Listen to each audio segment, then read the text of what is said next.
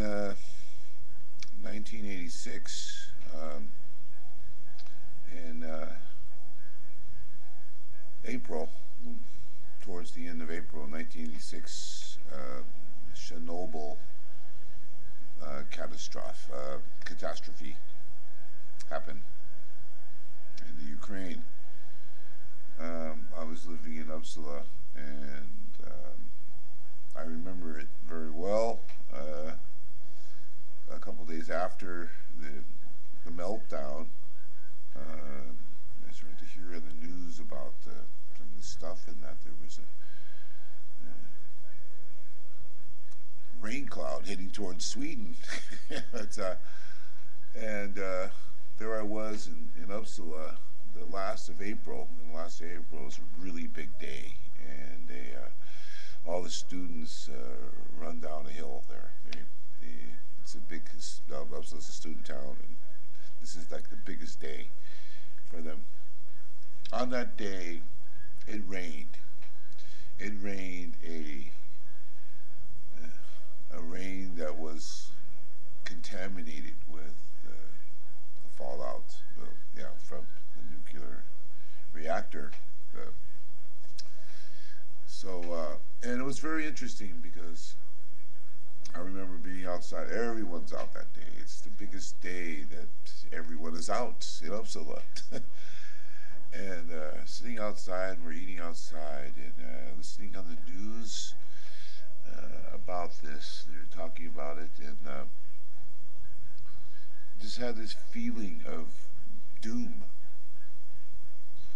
I've had this feeling a few times when catastrophes have happened, and this was beyond. It was definitely the strongest feeling, very heavy feeling of looming doom. I could say that, okay, maybe it was my imagination.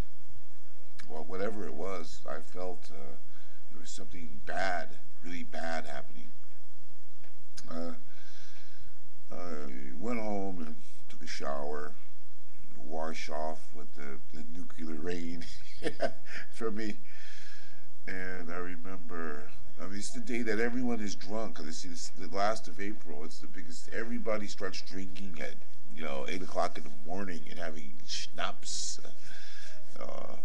and eating pickled herring and hard bread, and that's like what they eat all day, and drinking more schnapps and beer and whiskey. And the drinking culture here it's very strange because they don't separate their drinking. Like it's like you drink beer, drink wine, drink wine. No, they mix beer, wine, schnapps, whiskey, and do it all at once, and eat very little food. So everybody's very, very drunk, starting very early in the morning. It's a tradition there. You start at 8 o'clock in the morning. You have breakfast with schnapps and hard bread and this pickled herring. So everybody was drunk and out that day, and I had this feeling of doom.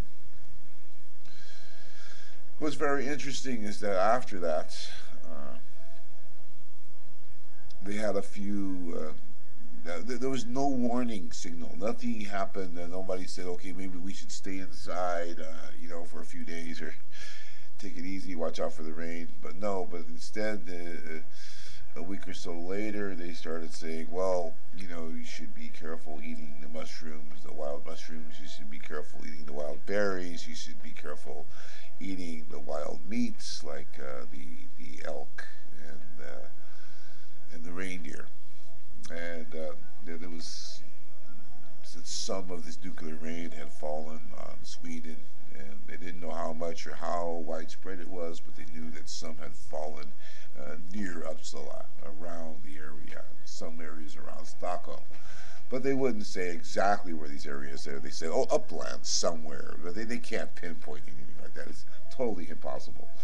But after that, for about a month afterwards, they had not cartoons, but they had comedy things about the nuclear accident. And then from then on, there has not been a word spoken about it on the news. Nothing official. Nobody will ever say anything else about it except that I remember my mother sending me a newspaper article saying that millions would die in Sweden because of this catastrophe. It was like, you know, a big thing in America, like, wow, this big catastrophe. And in Sweden, all these people, they had experts come from America and said that there would be an increase of cancer, an increase of allergies, and all this stuff, and it would all happen in 20 years. Well, now it's 2009 going on to 2010. In my personal environment of musicians, it's incredible how many people have cancer. Just incredible. I know a lot of people have cancer. And allergies, oh, that's just commonplace. Everybody has allergies. Um, no one ever connects these dots to say that have anything to do with Chernobyl. You will never hear any. I feel like I'm living in a country that's in total denial. No one will ever speak about Chernobyl or the possibility that there could be anything connected with all these cases of cancer and allergies here. Um, it's strange. I find it strange, and if anybody knows anything about it, please inform me. But as far as I know, it's sort of an official thing that don't talk about this, or it'll cause a mass hysteria, and that could cause more problems than anything else. Suddenly, everybody would feel like there was something wrong and go get checked, and the hospitals would be flooded. Just in my environment, I mean, some of the musicians I know, was Jenny Bowman, of course, is singer, harmonica player. We've been going through a lot of praying for her, and she's doing a lot better now. Tony Ellis, a very fine guitar player. A guy named George played drums with us. I mean, there's a lot of people. I can't name them all right now, but it's just too many people in my immediate environment. The people that I lived the next to when I lived in Uppsala, just next door, one person downstairs, the two people that lived in the house next door, in that same yard. So that's three people right there, just in that very close little tight environment. Um, I find it strange. Think it's suspicious. I think that people are affected by Chernobyl here, and nobody's admitting it, and nobody's talking about it. And so now I've just talked about it, and it's going to be in my book, that I think that Sweden is covering up, or they're in denial about what's happened to them, that they've been gravely affected by Chernobyl, but no one will ever mention it. And on that note, I recently played in Kiev and traveled through the Ukraine, and I've eaten the food and drinking the wine and drinking the water and bathed in the water and breathed in the air and yeah, it's so many years afterwards, but it was good for me to go there and see the place, and I fell in love with the place. I almost wanted to move there.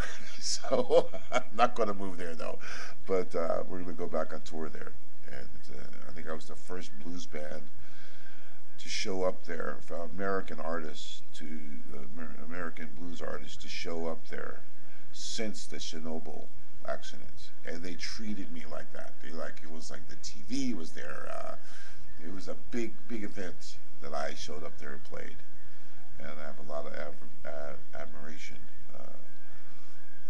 for the Ukrainian people, and they're no longer part of the Soviet Union, and they're fighting for their own independence, and it's not easy. These people are very tough, and they've gone through a lot, and you can imagine how many people have died just because of this. There are still areas that are highly contaminated because of this accident, and we were a stone's throw away from there.